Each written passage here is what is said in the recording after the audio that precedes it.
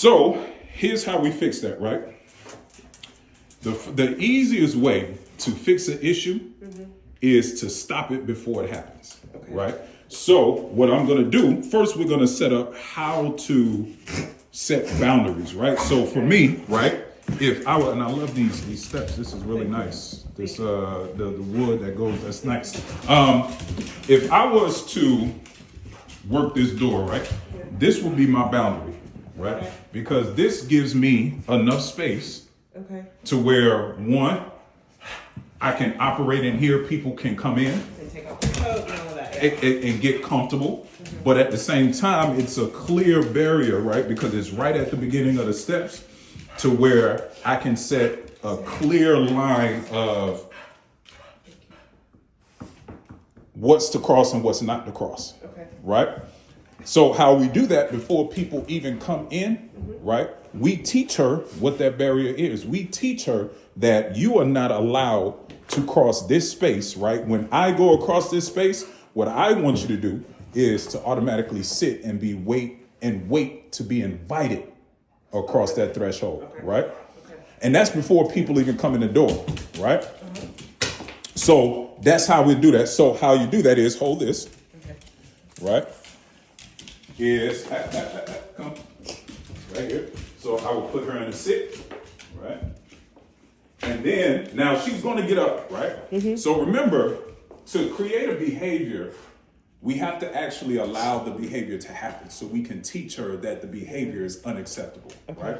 A lot of the time when we're trying to stop a behavior, we're trying to avoid her or avoid the dog from actually doing the behavior. But avoidance doesn't create compliance.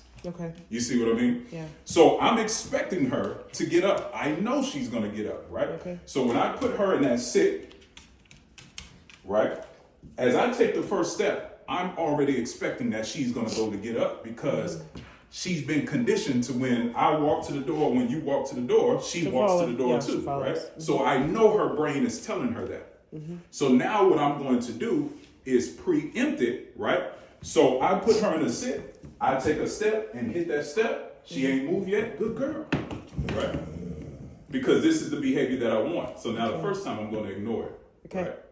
Now if she does it again, we're going to address it. Because the first time I'm trying to figure out what is she growling for. You see what I'm saying? Yeah, I was like, she's never really done It could just be a tantrum. Yeah, it could just be, like frustration, right? Yes. So I'm gonna ignore it the first time, right? So I take another step. She doesn't move. Good girl, right? Because she's doing what I want her to do. Now, as soon as she moves, and she's gonna move, it's just a matter of time. That's when I correct, right? Now, my correction is a voice, but it's also spatial pressure, right? So you see so how you came towards her? I came towards her. The reason why is because I'm claiming my threshold. You see what I mean? This is me claiming my space, no different than her jumping on the couch if you don't want, she's claiming her space, right? So that's very important with a dog like her because of her dominant nature, right? You have to claim stuff, right? And I tell people all the time, hey, come, sit. I tell people all the time, right? One, you have to know your dog, right? Every dog is different, just like every person is different. Now, we all have a baseline of similarities, right? So she's still a dog, right? But her personality is different from the next dog. So we have to treat her like her and not like how we want her to be. If that makes sense, right? So, because a lot, especially if we had dogs in the past, we're like, wow, I never experienced none of this with the dog before. Good girl, right? But that's because it's a different dog. It's our first female. It's very different from having a male. I didn't realize how different it would be different. Well, it's not necessarily, sometimes that can play a factor, but it's not necessarily a male-female thing. It's a diamond, what's the other dog? Tupac thing, right? Because actually it's more common for males to have her temperament than it is for females to have her temperament. So this is actually a rarity for a female to be as dominant as she is. So, and she's a very confident dog in most situations. There's some things like we spoke with balloons and stuff like that where, but she's typically a very confident dog. So when you have a confident, dominant dog,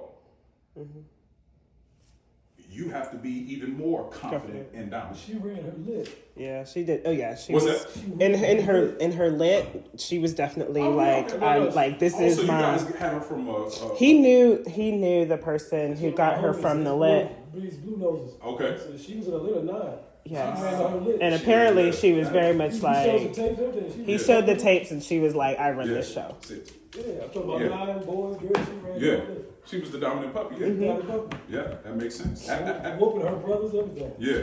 Yeah, and I can still see it. I can see it, so that makes sense, right? But being being that we know that about her, right, we have to treat it accordingly. Yeah. She's not the dog. She gonna take this, she run this lit. Oh, that's what I'm saying. She's not the dog that you can allow her to do anything Yeah. without permission. Yeah. Everything she does has to come from you, right? Even the what's the word? The privilege of being a dog, right? Meaning, when I say free, that's your time to be a dog. Outside of that, I need you to listen, right? So it has to be that. What's the word I'm looking for? There's no black or white. I mean, there's no gray area. It's black or white, right? So back to here, right? Me creating my space, right? I'm gonna walk closer and closer to the door, right? Now, even though I'm dropping the leash, that might be a sign for her to get up. So when I drop the leash, I'm looking to see if she gets up, right? She didn't get up, good girl, right?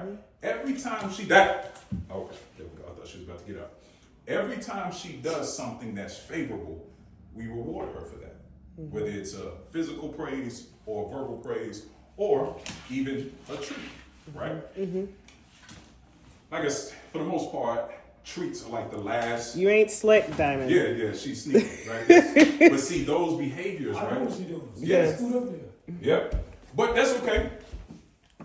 You're not slick. You're not Well, slick. Sit. Really? there you go. So Diamond, now, get this down. is where a hard correction comes, right? So let's do that again, right? So this is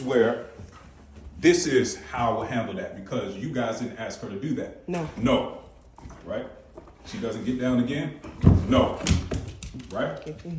Yes. Like cut and dry. Right?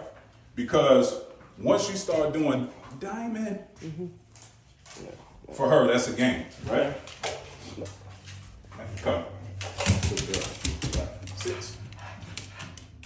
Sit. Good. Right? So it has to be the line stops here. You see what I mean? That's what I just did to her. She got locked up because Sit. Yes. Say it again. So this is our thing right now. Like when she misbehaves, we want her crate is her home. Okay. And sending her to her crate as punishment, taking that away.